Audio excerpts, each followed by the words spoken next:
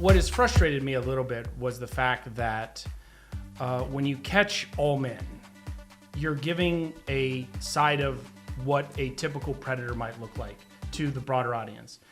Chris Hansen, when I was at CrimeCon, I asked him, in your 20-year career, every day we're getting these reports of female predators.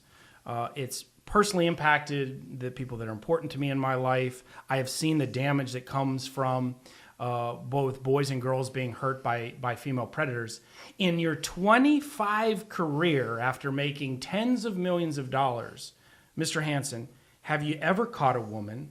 And do you target men and only men? And, you know, it is odd to me that you get these, let's be honest, you kind of see some of the low-hanging fruit out there, right? When some of these catches come through, a lot of these people aren't mentally there. Some have some issues, psychiatric problems. They're predators, Ray. I'm not saying that they shouldn't be caught. I'm not saying that they shouldn't be exposed. But some of them are 50 and 60 years old. They don't know hardly what a cell phone is. We caught a guy in the Florida, one of the mobile home community. Let's start from the beginning. How old was the girl, Kevin? I can't really remember. Was she 8 years old? Was she 10 years old? I don't remember. You don't remember? Do you remember her name? No. Do you remember the type of pornographic material that you sent to her? I need you to look at me. I need you to sober up right now. Are you a man, Kevin? Yes, sir. I'm So- 62 years old. Sober up. Look at me, I'm sir. just lonely, man. So you're lonely? That means it's okay to have a sexually charged conversation with what you believe to be a 13-year-old little girl? No. Is it? Sitting in his own filth. Oh, God. And, 60 years old, living with his mother at a mobile home. Not a guy that probably would be able to convince, even for $1,000 for a prostitute to show up to his home, much less a 13-year-old girl. Predator nonetheless. I believe there was some possibility that he had at the time. We thought that there was illicit material on his phone. Again, but I consider a lot of these catches to be low-hanging fruit. And that is basically the chat's going to go wild. The people are going to go on a doxing spree. These people are going to get harassed. They're going to maybe lose their job. The whole internet organization is going to hone in on all men. And yet, every day we see stories of women and female predators abusing boys and girls. And we don't get to see that from Chris Hansen. And I would say that starting with Chris Hansen, I kind of put the blame on him to start with. He did nothing innovative to try to find, locate, confront, have a conversation with female predators. And that bothers me a little bit because of experience in my life, people in my life, and then being that I run this channel, SCN, where I essentially focus on female predators, I have heard hundreds and hundreds of stories from boys and girls that are now adults that have been abused by women. And that impacted me in watching these catches go on. And so when I was trolling Tommy at Colorado Pet Patrol, I also had an agenda. And that agenda was shed some light on a side of predators that people don't want to talk about, really.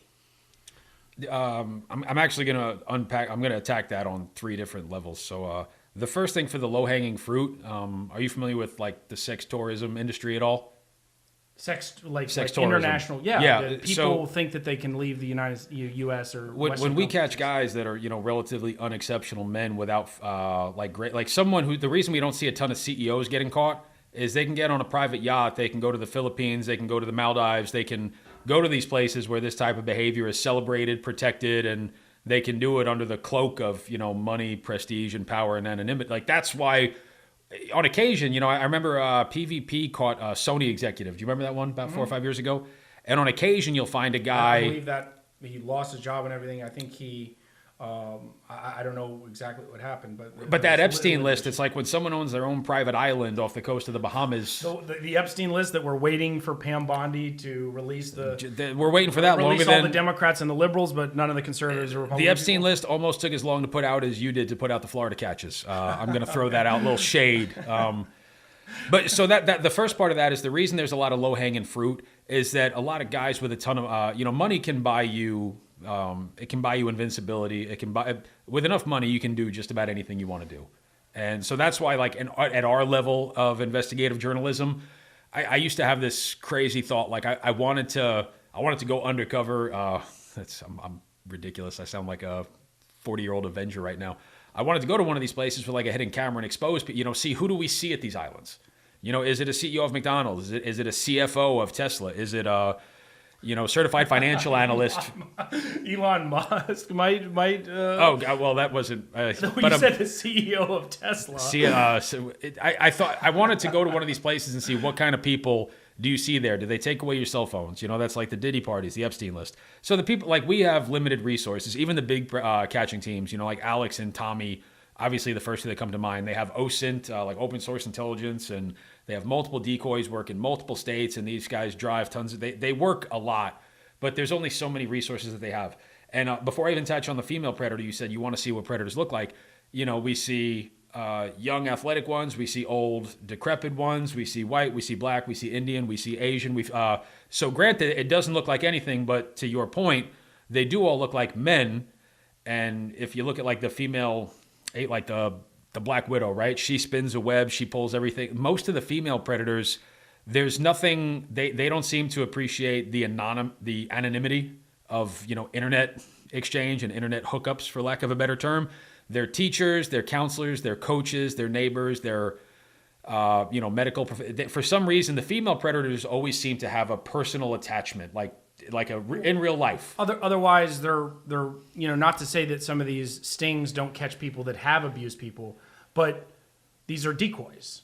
They have not gotten to the child yet, at least in the sting operations. Whereas for female predators, they're abusing real children in real life. And so you would think that our society would want to, get the decoy one, people, correct. But we never really target the people in real life that, and again, yes, we catch, the catching community catches people that have had people with, registered sex offender. We caught a registered sex offender. Josh K. And outside of the Tampa casino. How did you get reported for being with the 14-year-old, Josh? Her mom found out. How did her mom find out? Text messages. She said she saw a text message of us talking, and she started talking about found out what happened. So you got taken down by a 14-year-old and her mom, and now by a Scooby-Doo group of fucking YouTube bandits with no money, no resources, nothing. It's time for you to go, sir. So long, farewell. When you look in that rear view mirror, remember you just got off probation 3.5 weeks ago.